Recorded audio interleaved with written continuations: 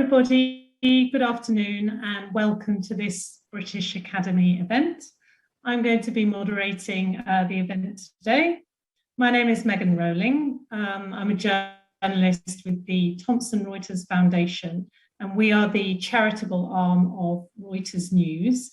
I personally have been covering climate change issues for nearly 15 years now. And we have always had a focus on the developing world and the human impacts of climate change and how those impacts such as floods, droughts and so on are playing out, particularly among the poorest and most vulnerable groups in those countries. So, and additionally, we've always covered not just the impacts, but the potential solutions when it comes to things like adapting, helping small-scale farmers and protecting communities better from some of the damage that's rapidly growing as a result of climate change. So I'm absolutely delighted to be joined today for this timely event ahead of the COP26 Climate Change Conference in Glasgow by three speakers who have been exploring how young people's voices might be better heard as part of the discussion on climate change. And this is something that for us at the Thomson Reuters Foundation has been an increasingly important topic over the years. I remember being in Poznan at the Climate Change Conference in 2008, I think it was, and there being young people there and thinking, oh, I really must write about what these, these youth are saying and what they want from the negotiations. And back then, nobody else, no other journalists used to really cover that topic. But since then, obviously, things have changed hugely. And I'll wind back 2 years to Madrid, to the COP there, where Greta Thunberg came, and you really couldn't get anywhere near her for the amount of cameras and media attention that was on her. But today, we're going to talk about young people and climate change in a different way. Not the protests on the street, not the kind of star youth activists, but how youth and young people are experiencing climate change on the ground, specifically in Uganda, and what they are doing in order to try and deal with the changes to their lives and look forward to a good future for themselves, despite what they're experiencing already as a result of global warming at just over 1 degree Celsius. So without further ado, I'll introduce our panel today. We have Dr. Anna Barford. She's a research fellow at the University of Cambridge Institute for Sustainability Leadership, and she leads a British Academy Youth Futures project. She's going to tell you more about that in a little bit. Anna's going to then be joined by her Ugandan partners on the research. That's Dr. Anthony Mugere, a lecturer at Makerere University in Kampala, and Bernard Isiko, who is Programme Coordinator for Restless Development. And that is an organisation that supports young leaders to improve their lives and tackle the world's greatest challenges. So how we're going to organise the event today is that the panel and myself are going to talk, have a conversation for about 40 minutes, where we'll touch upon their research and some of the themes within it, and then draw out how that research can be used and how it can inform the broader spectrum of climate change policy. And then we'll take some audience questions. So if you'd like to ask a question, do submit it via the Q&A function in the Zoom, and I will receive those questions and feed them to the relevant speaker.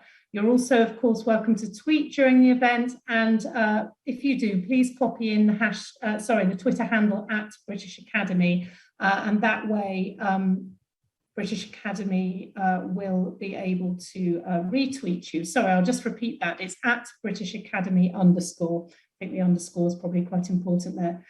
Okay, so let's kick off with the panel. Anna, we're going to start with you. So I mentioned in the introduction that you're leading a British Academy Youth Futures project. So could you give us a short summary of that project for those who aren't familiar with your work? Thanks. Sure, of course. Well, welcome and thank you for coming today. So our project, which we've called Peak Youth, Climate Change and the Role of Young People in Seizing Their Future, looks at an intersection of several different elements in the context of Uganda. So Uganda is actually demographically speaking, the third youngest country in the world, with an average age of 15.8 years. But the youthful population of Uganda is actually really kind of struggling with finding work. Basically, there's a structural deficit of jobs. And this means that most people are in informal work. 67% of people are underemployed. So that means you've got some work, but you've not got enough, and you've still got kind of free time available to do more, but there just aren't the jobs there to do it. And so what we were really interested in is what happens when you've already got this kind of difficult situation, and then you layer onto that climate change, which adds an extra layer of disruption, difficulty, and uncertainty for the future. So then we teamed up with Restless Development Uganda and Makerere University, and we were lucky enough to get funding from the British Academy to do this project, to try and understand more about how young people's lives already are, and then what that means as you kind of add climate change into the mix. How are people already responding? What constraints are they facing? And also, what changes do they want to see going forward? And just to give you a sense of what types of things we're already seeing, and just in the past few years, I don't know how well you can see this map, but just in the past few years, across Uganda, there have been lots of disruptive events taking various different forms, including landslides, displacing people from their homes and farms, the lowering of lake and river levels, meaning that fishing or even hydroelectric power plants aren't working so well as they used to. We're also seeing flooding, which can lead to loss of property, loss of livestock, and also a loss of life, as well as disruption. And also droughts and erratic rainfall, meaning that some crops might be planted and not get rain to help them grow, as would have previously happened. At the really sharp end of this, we can see this graph here shows population displacements in Uganda in the past few years. And we can see that particularly in 2018, flooding events led to hundreds of thousands of people being displaced. This is internal displacement, so when people are pushed away from where they live to somewhere else within the country. And this graph only shows displacements over 1,000 people. So there are many, many more displacements of people under 1,000. And then just the last point I want to make is about how young people are particularly susceptible to these changes. And that's in part because of the fact that they're at an age where they're still building their lives and livelihoods. So they're more susceptible to external kind of shocks and stresses. It's also because they make up the majority of the Ugandan population. And it's lastly because their lives extend into the future, and they use further than those of us who are older. And that it's that future which is predicted to be much more disrupted by climate change. And not only that, the youth population of sub-Saharan Africa is it's expected to keep growing up to the end of the century. So if we can't get it right with a smaller number of young people with lower levels of climate disruption, what's going to happen as populations increase and climate disruption increases in the future? So we're hoping that this research gives us a little glimpse of what the issues are, but also what the solutions might be to help address these future challenges. Thanks, Anna. That gives a really good overview of what you've been trying to do this project. Now we're going to bring in Bernard Isiko from Restless Development. Bernard, can you tell us a bit more about some of the work that you've been doing and how the people who you work with have been affected? I think you can give us some more detail on how young people in Uganda are experiencing some of the impacts that Anna mentioned.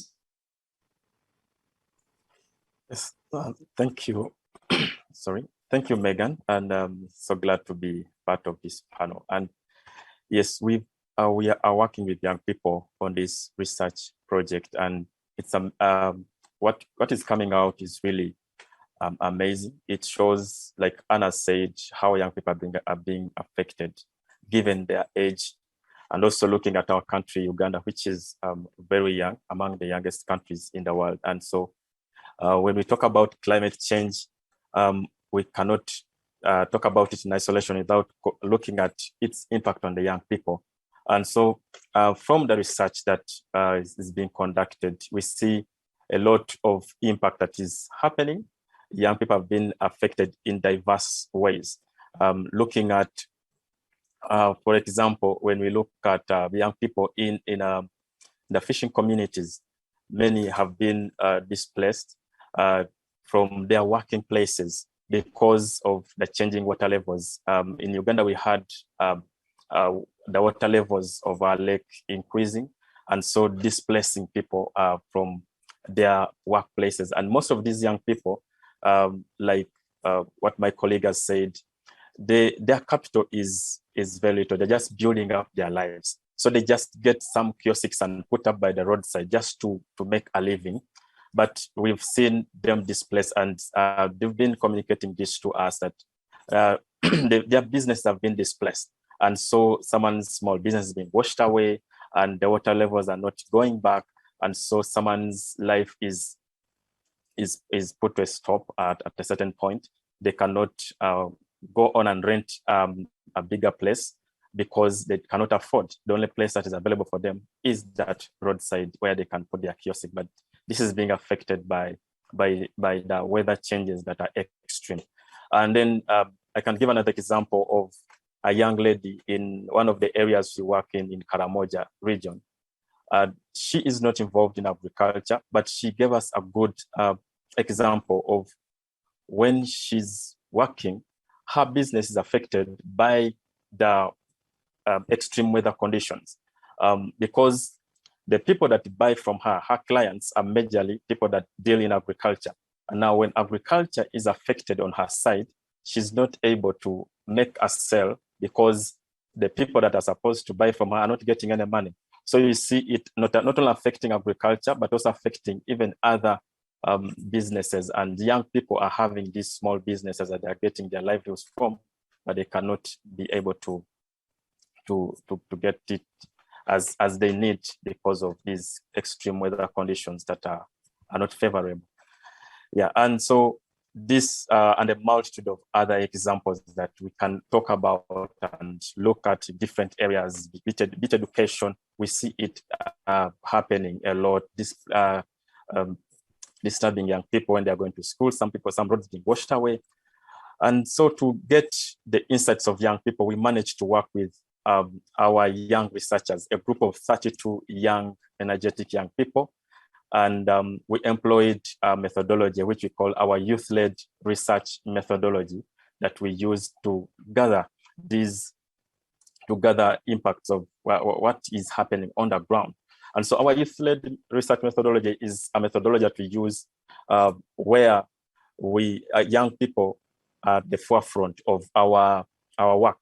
And as restless development, young people are always leading our work. And so in this research, we ensure that we use the young people themselves, because young people understand better what they're going through. They have the lived examples of what these impacts are. And so we recruited young people. As you can see from the screen, there are 6 steps that we involve in this research methodology. One of them is setting the framework, and here we determine the research focus. And then the young people give us feedback on whether these the things that we want to talk about, to research about, really point to their priorities, and then they feed into the research framework. And then we conduct trainings of these young people, whereby we guide them in how to develop research questions and how to discover what a research question, how better a research question can be framed. And so, but again, they take part and they lead in developing these research questions and even the research tools that we use in the data collection phase. And then these young people still go on and they do the mobilization of other young people, mobilizing their peers, having a conversation with their peers, because they they can connect better with them around the issues that are affecting them. Yeah, and so young people go on and they collect this data, and they've been collecting this data in their communities wherever they've been interacting with these other young people. And so us as staff, what we've been providing is basically to provide the backstopping, to guide them to any troubleshooting that is happening in the community, and helping them to navigate during the data collection phase. And the fourth step is around the data analysis. Still, young people take part, making sense of the data. What is it that is coming out, and how can they bring out the themes that are coming out? And for us, our role is basically to guide them, to train them, and to give them training on how to analyze and determine the methodology that we use. And so the other thing is they go on and validate this data, and then they go out there and do the dissemination. And they've been doing all these dissemination exercises, and they're still doing more of them to inform and influence the powers that be, that please, this is what is happening, and please, can you act on this? And yeah, so briefly, that's our research, youth-led research methodology that we've employed in this research to determine the voices of young people. What is it that is coming out, and what is it that young people want to be done as regards climate change? Thank you. Well, that seems like an excellent sort of two-way process, whereby you're collecting information from the young people that can then be amplified, not just by yourselves, but by them too, and they're having these conversations. So I guess it also has an educational impact within communities at the same time. Which areas have you mainly worked in, Bernard, in Uganda? Sorry? Which areas have you worked in within Uganda? Oh yes, yeah, we've worked in areas of the eastern part of Uganda, which is called the Busoga area, which is more connected, specifically for this research. And then also we've worked in the Karamoja region, which is more semi-arid area. And so both in the urban settings and also the peri-urban, looking at the impact in the urban, how are young people in the urban areas being impacted, and also in the rural areas, and also looking at the diverse group of young people, putting into consideration even the gender, on how different genders are being affected. So making it more inclusive across all divides. Yeah. Okay, that's yeah. So you're getting a real kind of selection of views and drawing from different groups of young people. Excellent. Well, we're going to drill down a little bit now into some of the effects that Anna and Bernard have talked about so far. We're just waiting for Anthony to be available to speak, because he's had to travel today. So we're hoping that he'll be able to join us soon, and we'll come to him then. But in the meantime, Anna, I'll go to you next. I mean, you both mentioned the issue of displacement as a result of climate change impacts, flooding and rising water levels in the lake. And I'm just wondering how you see that this phenomenon of displacement has affected young people within the region. What are the kind of knock-on effects of that, and how are they dealing with it? Well, thanks, Megan. So displacement's having various effects. Firstly, there's an immediate loss of lives, sometimes life, but of livelihoods. So if you're displaced from your home, you would lose a lot of your assets, including land that you might farm and the home that you live in. So that can lead to kind of immediately reducing someone's assets and resources that they've got available to them. So then when they move, they've got to build that all again from scratch, which can be really hard. And then in addition, when there's a displacement, you're also dispersing the community. So a lot of those networks that you might draw upon for social support, where one person helps another one, which we see in many communities, where especially where people are poorer, you see that people rely on each other more for help. But when your community is potentially dispersed, that causes a problem too. Furthermore, if you're displaced, it disrupts the education potentially of the children, and leaving education is it might mean that you never rejoin, especially if your family has been impoverished through that displacement. There's also another quite interesting aspect of kind of these climate disruptions is that some people can't move, and UNICEF UK have done some interesting work looking at the trapping effects as well. So the people that can't move are trapped in an increasingly hostile place to live, but they maybe don't have the assets to move or the potential to move. And then as potentially services decline and more people move out, then that trapping can become more serious as well. I don't know if Bernard, you'd like to extend that at all. Yes, sure, Bernard, please go ahead if you've got anything to add on that. And also, I was going to ask you about how young Ugandans are experiencing education in the sense of being taught about environmental issues and climate change, whether that's something that has risen up the educational agenda in Uganda, given what we've been seeing on the ground. Yes, thank you.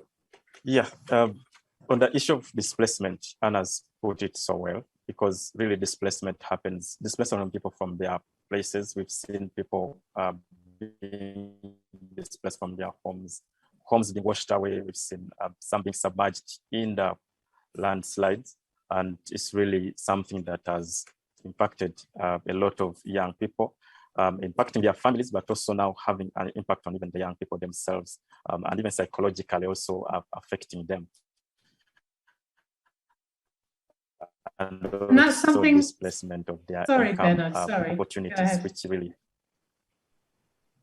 yeah, I was saying, and also because their only livelihood opportunities being washed away, so they cannot have any other way of getting income. These are informal; they are majorly into the informal sector, and this has this really affects them a lot, and it affects even their future. And now looking at the education. Oh, sorry. No, I was just going to say on the jobs side, is there much discussion within Uganda about how the transition to a greener economy in the future might actually create better jobs, or at least, you know, jobs that will be protected to a certain extent?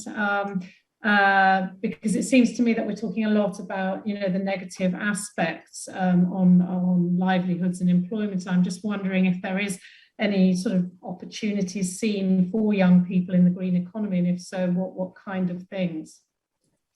Thank you.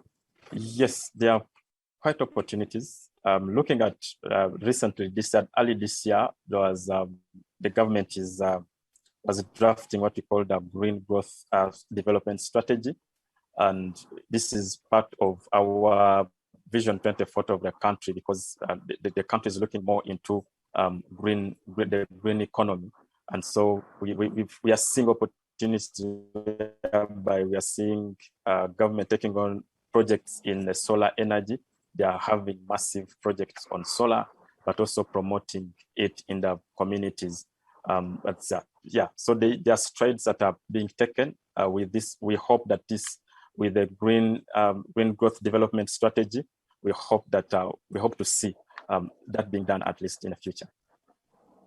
So maybe we're not quite there yet in terms of you know, the overall situation bringing about a positive impact for young people yet on the ground. And I mean, you spoke yourself about how you know, the pressures of climate change and the effects of climate change are causing young people to be worried and scared and not really knowing necessarily what the future holds for them. But Anna, I just wanted to bring you in here. I mean, there's been more and more talk about climate anxiety and in Europe, for example, and that this is something that young people are experiencing more and more. Have you seen this in the work that you've done for this project? Yeah, thank you, Megan. We've certainly seen climate anxiety, but I think we can almost extend our thinking around this now, because it's not only anxiety. It doesn't stop there, and I don't say only anxiety to diminish that at all. I think it's very serious. But what I'm getting at is that actually people aren't just worried about what might happen. They're actually suffering from what already is happening, what's already happened to them, or what's currently happening as well. So I think maybe we need to kind of change our language around this a little bit, at least for the case of Uganda and for the data we've collected.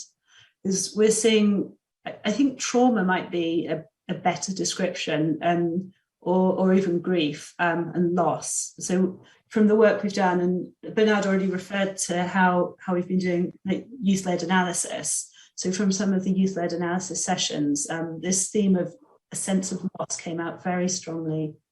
And it's loss in all sorts of different ways. And these ideas come from the whole project team, and particularly Charles Mankwasi, who's one of the research managers on the project. So firstly, like a sense of a loss of resources, as we've already spoken about. It's also essentially a loss of community, sometimes a loss of life. And I've just posted a short video, actually, in case anyone wants to watch it, of some livestock being swept away by a flood earlier this year. It's really sad to watch, but also striking, because you can see how a single flooding can take away your livelihood. But it's also a loss of opportunities for the future, and within that come opportunities to build resilience. And Bernard's already spoken in a really detailed way about like some of the jobs you might do to move away from agriculture, because agriculture is quite high risk, because it's dependent on seasonality, and seasonality is being disrupted. There's more droughts, there's more floods. So to build resilience, sometimes young people are diversifying their income streams or changing their income stream. But then if what you move to is also susceptible to those risks, then that potential to build resilience is constrained to some extent. And we've seen that with Bernard's example of, someone who's selling goods can't sell as many because their customers are affected by climate stresses. Another example is one of the young researchers we've been working with, Peace and Beza. She was farming chickens, which again seemed a bit more climate resilient, but in fact, the heat stress for the chickens made them more ill. So she's spending more on medicines, which are expensive, and disrupted agriculture meant that the grain she was feeding them became more expensive as well because of the food supply changes.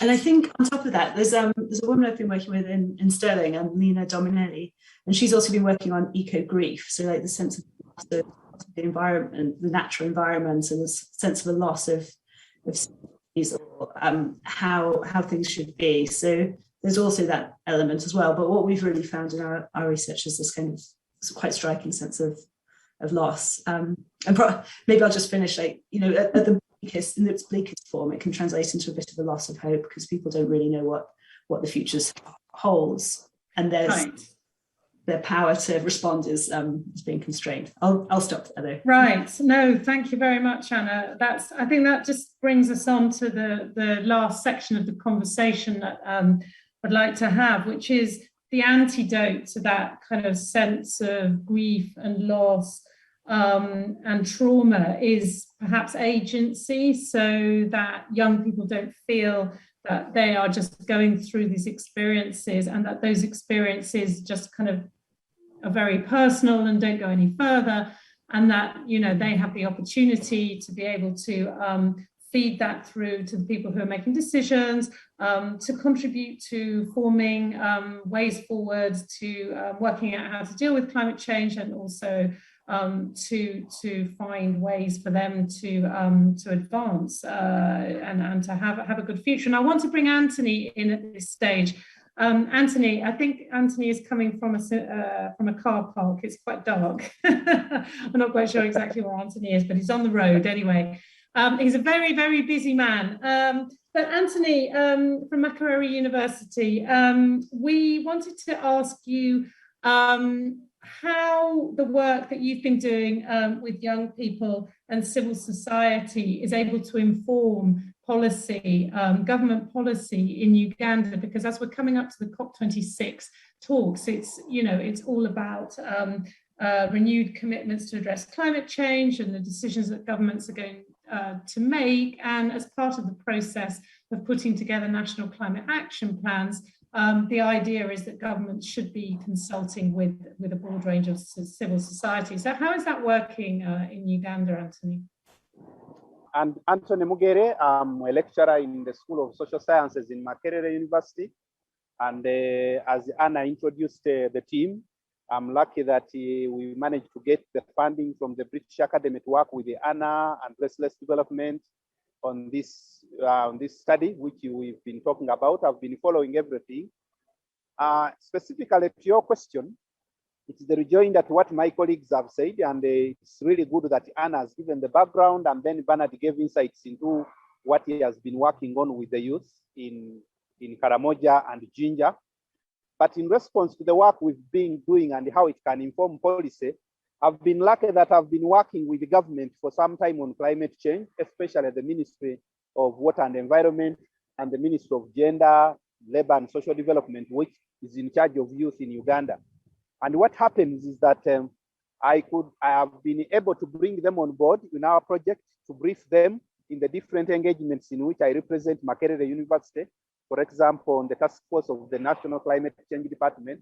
So this study presents us with an opportunity to present our findings to this forum of government officials, starting with the Office of the Prime Minister, which coordinates disaster management like Bududa, the Ministry of Water and Environment. And I'm also able to work with the civil society organizations like Accord. Accord is Uganda's leading think tank on public policy regarding environment, and then Climate Action Network Uganda, which is a network of all organizations that deal with the climate change. So we are able to take our findings on how youth are coping with climate change to these important meetings.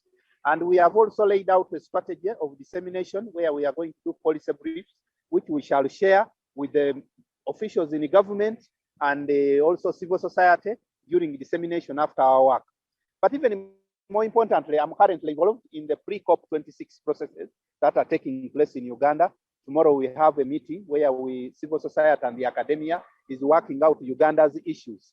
And this again, I bring to the table that wealth of experience. In the last COP in Madrid, I was part of the Ugandan academia delegation, which presented the Ugandan situation. And here there are two issues which affect the youth, which have already come out in our study, which we shall emphasize when we go to Glasgow.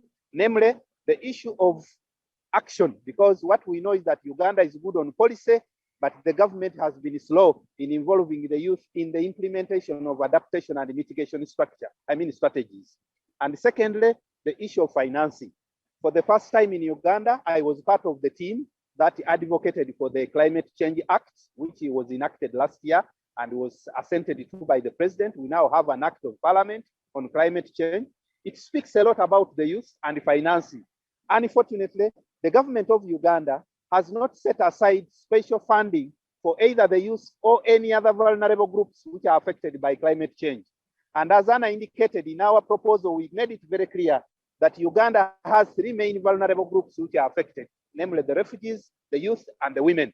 But the Uganda government has not been able to allocate funding, yet we get a lot of funding support for climate change in the country. But in this case, we are going to advocate for specialized funding for the vulnerable groups, namely the youth, the refugees, and women.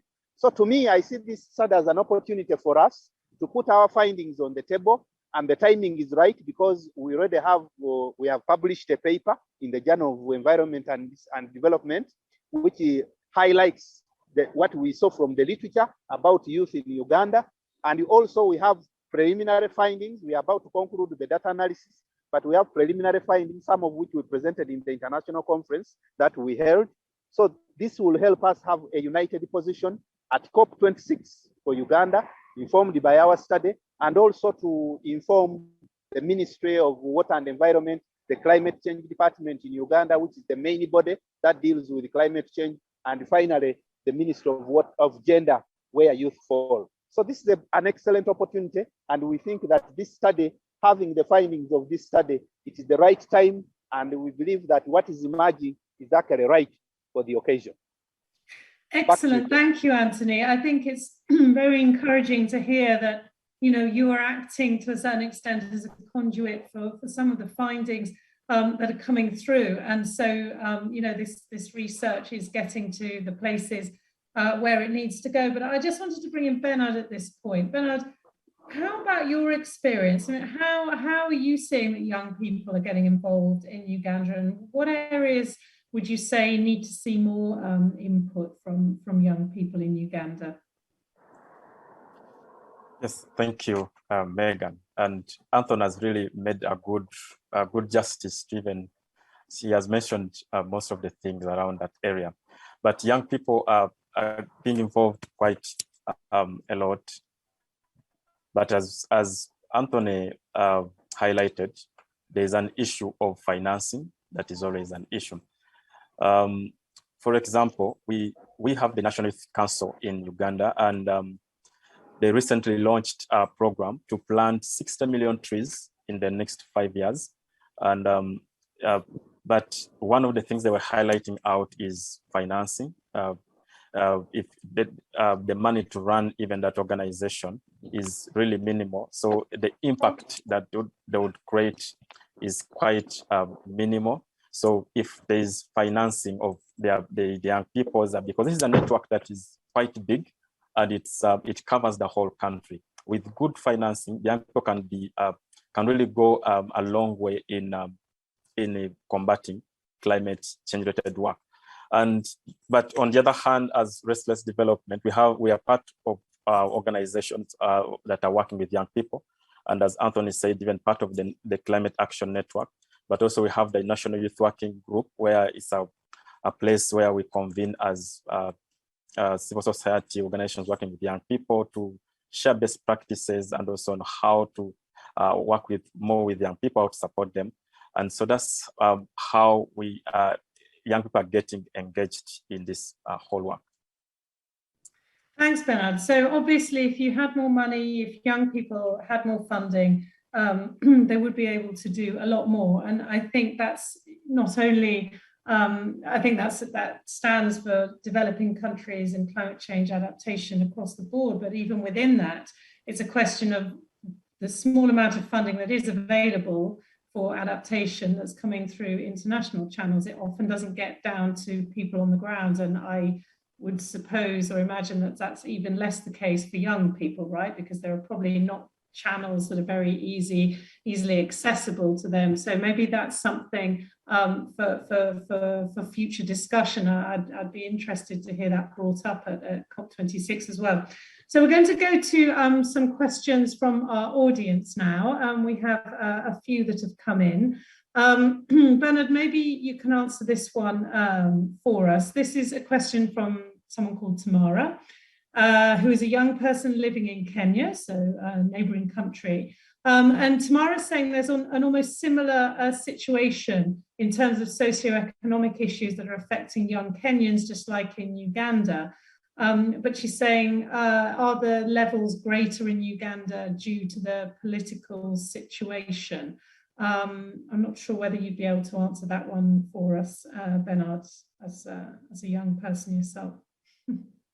Yeah, the challenge with these interventions in Uganda here is when the politicians are not really involved, you don't really get a lot of mileage. So we'd really love to see more collaboration between the politicians and the young people, engaging the young people right from, but also the politicians getting to the ground and having a discussion with young people and saying, please, these are the things that are happening, because they have the platforms at the national level and also at the local regional levels. So if we can have more of these conversations with the politicians, but most times the politicians shy away from these conversations in the communities because they're always looking at maybe elections. But if we can have politicians coming in because they have a voice that they can speak to, if it is climate education in the communities, the politicians can really amplify the voices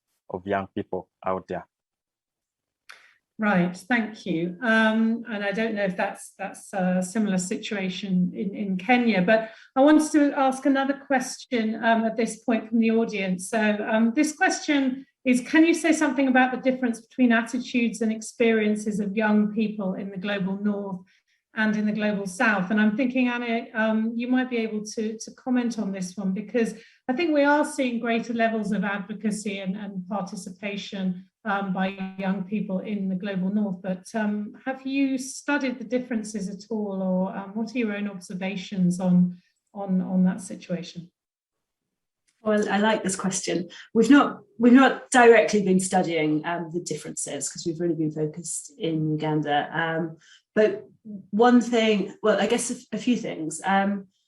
One, I don't think as much is known about what's happening to young people in the global south as what's happening to young people in the global north. So if I do a search to find out what's known about young people and climate change, it's very much from the global north, which I think is really important, because there's lots of important impacts which are happening to young people in the global north, and they're also doing a lot in terms of climate activism. But we have to remember that population of young people in the global north who are doing amazing things, it's only a small percentage of the overall global population of young people. And they're, well, I don't want to kind of suggest they're not being impacted by climate change. Of course they are. But I think the more acute impacts, which are happening more frequently with less kind of social protection and state support, or early warning, or support to kind of rebound after it, those more acute events are happening in the global south. So that's why I think it's really important that we make sure that the voices of young people in the global south are heard as well. But I'm very keen not to kind of pitch them against each other in any way, because I very much see this like global climate movement of young people as one that's very collaborative, and it's collaborative between countries. It's also collaborative between generations. We were lucky enough to have Hilda Fabian-Nakabue, who's the founder actually of Fridays for the Future in Uganda. And she came to our workshop in July, and she was great. She very much said, generational struggle. It's not a struggle which is for one generation or another. We need to team up for this. So I guess I do think we need to know a lot more about what's happening to young people in the global south, not just in terms of what the impacts are on them, but how they're responding and how they would advise us to help and support their responses, partly because it's already happening, and partly because it's unfortunately looking like it's going to get worse in the future. So we need to really think about this carefully now and get it right now, so that we can kind of ideally have some really strong responses going forwards. Yes, that concurs with what I've seen and heard at the climate change conferences and in other places, where there's a lot of solidarity actually within the youth movement, which not Fridays for Future, but also beyond that, which is really impressive, and something that is a model, I think, for older people to aspire to, basically. And this kind of level of collaboration and a desire for everybody's voices to be heard, I found that really impressive, really encouraging. And the more that happens, the better. So that I've also seen activists from the global north using their kind of platform and offering it to young activists from the global south, which I think is amazing, and and absolutely how it should be, and hopefully we will continue to see more of that. Anthony, I'm hoping we might still have you on the line. I was just wondering if you had any comments on that in terms of the differences you see between youth engagement in the global north and the global south. I think we do have you. Let's go to you. Actually, I wanted to complement what Anna was saying in what we know about the differences, especially in perceptions. And this is very clear in the literature, and I've been lucky that I've been engaged with the youth in this international forum. One of the things which is pertinent in the way we perceive in the global south, the youth, it's the perception of the causes, and therefore it shapes the response to climate change, adaptation and mitigation. Most of the youth in the global south believe that it is a problem, it is our own problem. And you know, we in the literature, we have a lot of literature here, even when we are lecturing in the university. Most of the literature blames the West, the industrialized countries, the use of fossil fuels, the planes that are flying, you know, they are emitting the carbon emissions. But in the global South, the youth believe it is our own people who are destroying the environment. It is the government itself that is leading the destruction. It is the army, it is the police. The institutions of government that were supposed to protect the environment, that are supposed to mitigate, are the leading causes of climate change. And that shapes the perception in response. So when we talk to the youth, they say, but even if we plant trees, it is the government itself that will destroy the trees. Even if we get funding from the North, even if we get funding from, say, the UN or the British government to a country like Uganda, it is the government that will steal the funds. So that is critical in whatever we do. We have to look at that. There is that feeling that, you know, as long as it is we, the people in the global South, who are the law enforcement, the people who are supposed to implement policy, are the leading agents of environmental degradation. And therefore, the main obstacles to mitigation and adaptation strategies. I think that's a key difference in perception and response by the youth in the global South. Thanks, Anthony. That's super insightful. And it leads us on to the last question for today that we've received by email, which is basically about development models and climate justice. So obviously, northern countries were able to develop off the back of fossil fuels, and you know, we're not concerned with emissions during their development. But now developing countries like Uganda are faced with this situation where they still need to bring a lot of people out of poverty, and yet you know, they can't, they're not supposed to be using fossil fuels, they're supposed to shift to greener energy. And you know, some have argued that they should be allowed to continue using fossil fuels for longer in order to be able to bring people out of poverty. But I wanted to go to Bernard now and ask, is this the perception of young Ugandans that you've worked with? Do they feel that it's not fair? Uganda should be able to build the East Africa oil pipeline and use it, or keep on using gas, expand gas? Or do they think that really it is time for a different model of development? I mean, I know obviously people will have different opinions, but the sense that you're getting, is it time for a different development model as far as younger Ugandans are concerned? Thank you, Megan. As you said, it's that brings a lot of mixed reactions about development and about the environment, which comes first, which is second. But it's something that we need to look at now, now that we have, because development must happen anyway.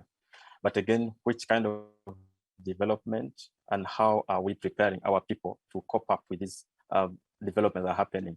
What if, for example, the kind of developments that are coming up, are they destroying the environment, or they are helping us to conserve the environment?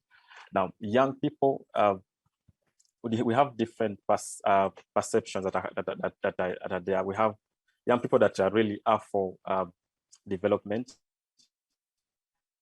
and also for conservation of the environment. But we can have measures on how we can adapt to these changes that are happening. Because much as development is happening, we need measures. Government should come up with measures on how to ensure that development happens, but at the same time, there's adaptation to that is happening also, and also going to the green economy. As I said earlier, government plans to really is coming up with a green growth strategy, and which is going to spell out on how we're going to develop into the green economy as a nation. Maybe Anthony can add on that.